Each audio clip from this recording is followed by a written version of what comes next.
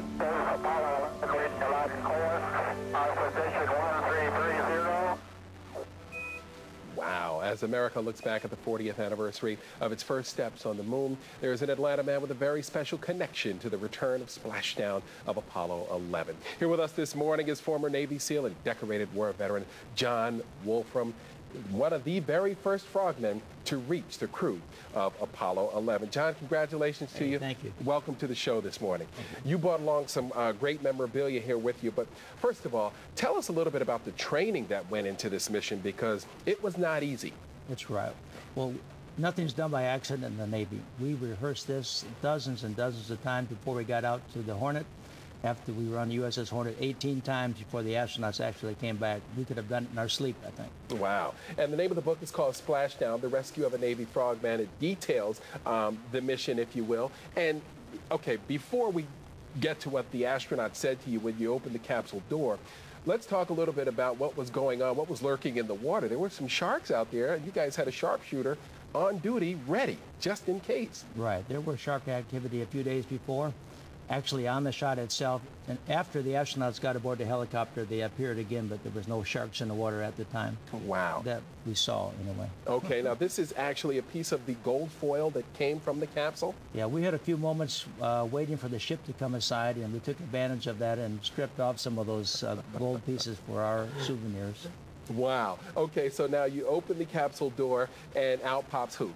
Actually, there was a decontamination procedure that went on before that. And all three astronauts were scrubbed on, washed down, and they had these biological isolation garments on. It was kind of hard to see who is who through those pictures. Okay. We have here an autographed picture from Mr. Armstrong. Yes. And wow, this is obviously NASA's greatest day. What was it like to be a part of all this? Because it had to be almost surreal. Well, it was a great day for all of America. I mean, it was definitely teamwork. But for a 20-year-old guy like me, it was just out of the world. You know, to imagine I was there actually jumping in the water, to see the astronauts, and to think that I was the first guy that they got to see after they came back to the moon, you know, a little humbling. Yeah. Now, were they relieved at all? You know, this is one part of the operation that they had no control on. They couldn't operate the controls. They were bobbing in the water. They were weak from the gravity situation, and they depended on somebody to get them into that raft so they didn't drown, you know, get them into the helicopter. Right, and they were bouncing around quite a bit. I read that President Nixon asked them a bit about their bouncing around in the water. And Armstrong agreed. He said that was one of the hardest parts. Well, and your job was to make sure they got back safely. That's correct. We didn't want to lose the astronauts, nor did we want to lose their moon cargo, the rocks and samples. Yeah. Now, again, we talked about this during the break, but before you were 21, wow, you've been to Vietnam twice. You've been part of NASA's greatest adventure ever. You had, wow, quite an amazing war career, military career, in just a span of, what, 3-4 years? 3-4 years. I lost 8 friends in Vietnam. I was wounded. I spent time in the hospital. And you grow up fast when you are thrust into those kinds of situations.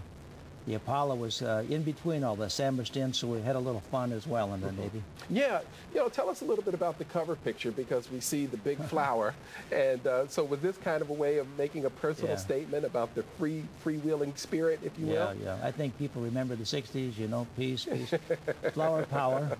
And so on Apollo 10, we put a flower decal on the hatch window, and NASA had a fit. They told us no tomfoolery on this one. We had these flower decals, and we didn't know what to do with them. So 2 o'clock in the morning, we plastered them on my wetsuit, and you see the results there. Wow, wow, amazing stuff. Now, so what motivated you to write the book? Did you feel like this was just a good time for it to kind of give people, you know, because young people, I'm sure, would find this fascinating. Well, it's space buffs, military buffs. It's also got a Christian slant through it. I had a period in my life where I spiraled down, and it kind of brings me back to discovering who I was at the end of the book. And Vietnam was a dark age. It was a divisive war. So it talks about the 60s, my SEAL team training, the Vietnam War, the Apollo. It's all about that decade, those 10 years. Wow, an amazing period in American history, if you will. And you're going to be signing the book at Atlanta West Pentecostal Church? Yeah, this Sunday, 10:15 and 4:15 in the afternoon. I'll be there to sign books. And if you'd like to purchase the book, you can go to your website. Yeah, John Wolfram. It's like 2 animals, wolf and a ram. JohnWolfram.org. All right.